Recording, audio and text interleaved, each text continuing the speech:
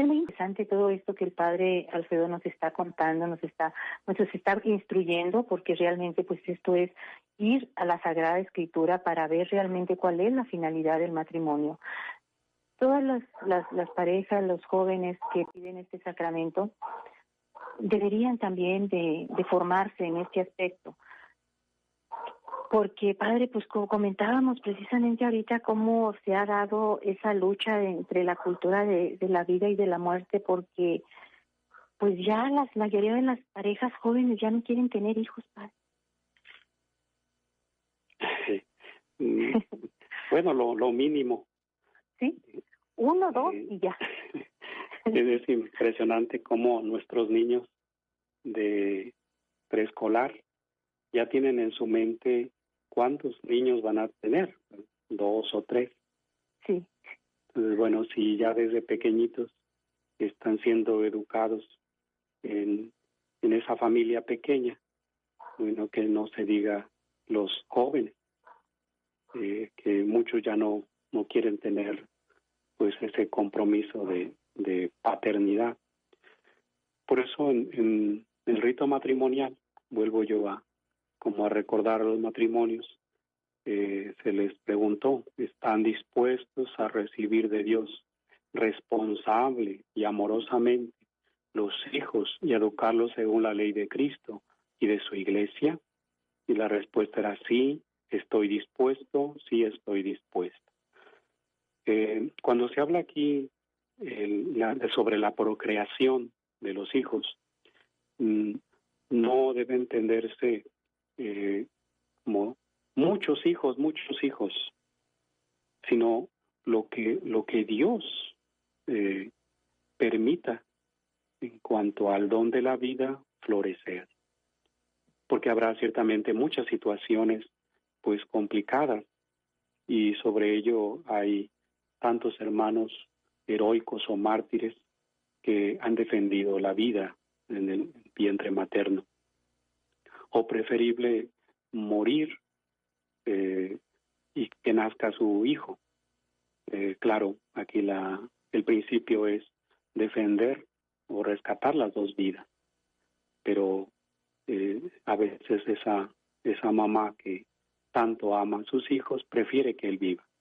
Pero en fin, aquí la cuestión de fondo es precisamente este amor de Dios que no se conoce, y eso es lo triste, porque entonces no vamos a amar a los demás, sino vamos a amarnos a nosotros mismos. Eso se llama egoísmo, y un egoísmo que se ha hecho como muy concentrado a nivel mundial. Entonces esta caridad, este salir de sí mismo es nuestro propio sufrimiento, porque uno ve cuando se acerca a los demás y ve estas actitudes egoístas. Por eso es iluminar con el Evangelio, que conozcan la palabra de Dios, para que abran su mente y su corazón al don de la vida, y valorar, porque también ya en los niños o en los jóvenes, pues tenemos que continuar con esa formación, esa educación en valores, ese acompañamiento cercano, constante, que nos sea la buena de Dios, a ver qué hay con este niño, este joven, sino que vayamos conduciéndolo. Ya si el día de mañana el joven decide hacer su vida fuera de los principios en que fue educado, ya no será nuestra responsabilidad. Pero pienso que mucho de esta responsabilidad nuestra, o como padres de familia, sí ha fallado. Porque quien ha recibido unos principios humanos, cristianos, evangélicos, eso no se olvida. Y a lo mejor algún joven o alguna persona puede descarriarse, pero luego vuelve a ese amor de Dios, a ese amor de la familia, de los padres. Pero quien no tiene eso está perdido. Y es ahí lo que el plan de Dios no se cumple, que todos los hombres se salven y lleguen al conocimiento de la verdad, que lleguen a conocer el amor de Dios. Por eso que importante dentro de cada comunidad parroquial o comunidad cristiana se tenga esta atención de los matrimonios y sobre todo jóvenes. Ahí donde el sacerdote tiene que hacer presencia y a lo mejor por ahí alguna palabra de aliento, de consuelo, donde los mismos matrimonios cristianos tienen que compartir ese caminar de su vida en la fe, dentro de los problemas de la familia. Habrá mucho que decir todavía, pero bueno, Dios nos preste tiempo para continuar. Así es, padre. Hay una frase que me gusta mucho porque en realidad cuando nuestros hijos están pequeños, pues quisiéramos que ya crecieran, ¿verdad? Que ya se independizaran, que ya fueran autosuficientes para muchas cosas. Pero una vez que nuestros hijos crecen y vemos cómo los va envolviendo esta sociedad, o sea, esta cultura del tener, no tanto del ser, sino del tener, sino que los quiere apartar realmente de como usted acertadamente nos decía, o sea, de los valores en los que han sido formados, del amor en la familia, de la unidad en la familia. Pues ya los padres a veces nos sentimos un poco impotentes, ¿verdad? Porque ya no podemos nosotros influir mucho, menos decidir en la vida de nuestros hijos. Pero sí, esta frase que recuerdo es: cuando tus hijos están pequeños, háblales de Dios. Pero ya cuando tus hijos crecen, muchas veces ya no quieren escuchar de Dios, Padre.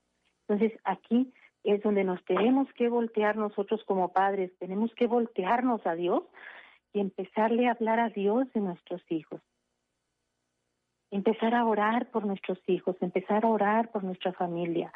Ya sus decisiones, como nos decía, pues ya ellos son libres de tomar sus decisiones, se han puesto las bases morales, espirituales, familiares, sociales, o sea, toda una formación se les ha dado a nuestros hijos precisamente en la aceptación al compromiso del matrimonio, ¿verdad? De recibir a los hijos con generosidad y educarlos en la fe de la Iglesia, en la fe en Dios.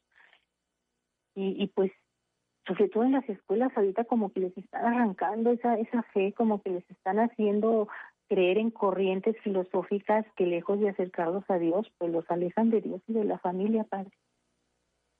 Sí, hay un ataque pues muy fuerte contra la unidad y el amor de la familia. Y sí, creo que el compromiso es formar desde la palabra, pero también desde el ejemplo. Pienso que muchos de nuestros niños y jóvenes en esa etapa de su vida quieren y necesitan testigos de ese amor de Dios. Las palabras a veces salen sobrando o a veces me se ocupan, pero pienso que así como por ejemplo un adolescente es muy exigente en ese dar ejemplo o un buen ejemplo.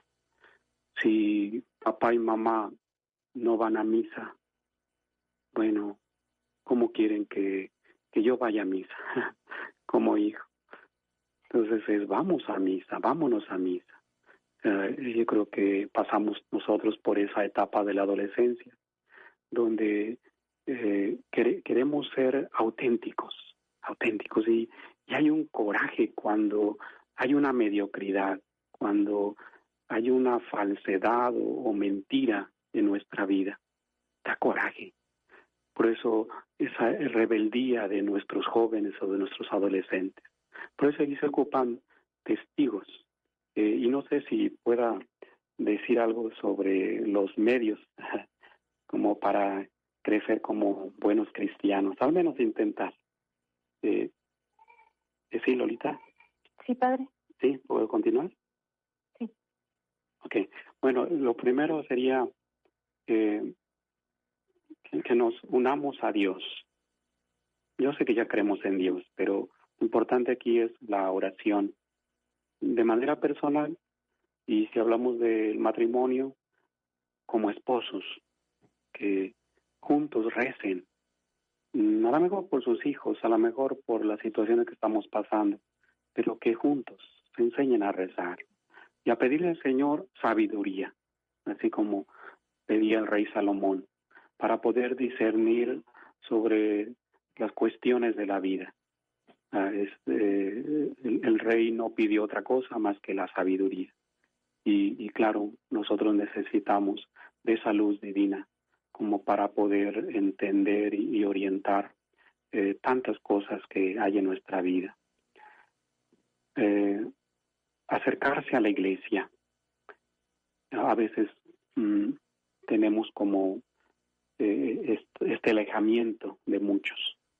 Ahora, pues, por la pandemia, que aunque son pocos los que deben ir a misa, en realidad no llegamos ni al límite que nos han propuesto, es decir, 50 personas, pues no, ni siquiera llega a la mitad.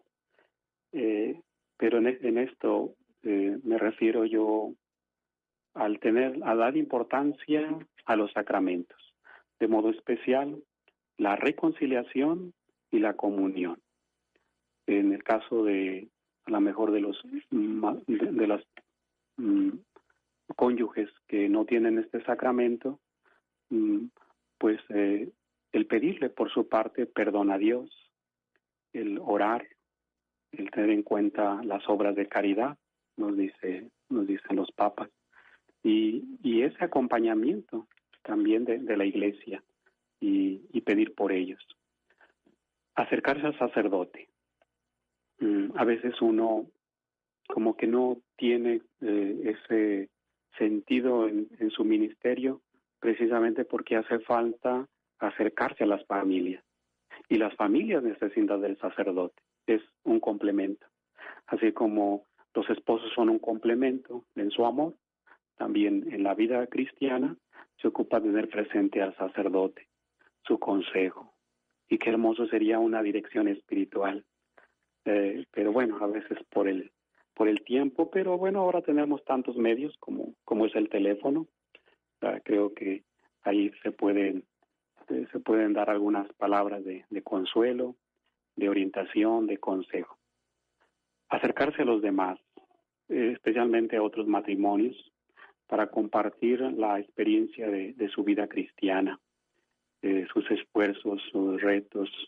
Me acuerdo haber ido o acompañado a los grupos de MFC, Movimiento Familia Cristiano, y por ahí alguien pedía algún consejo delante de todos dentro de su vida matrimonial o familiar, y yo ya estaba listo para dar una respuesta.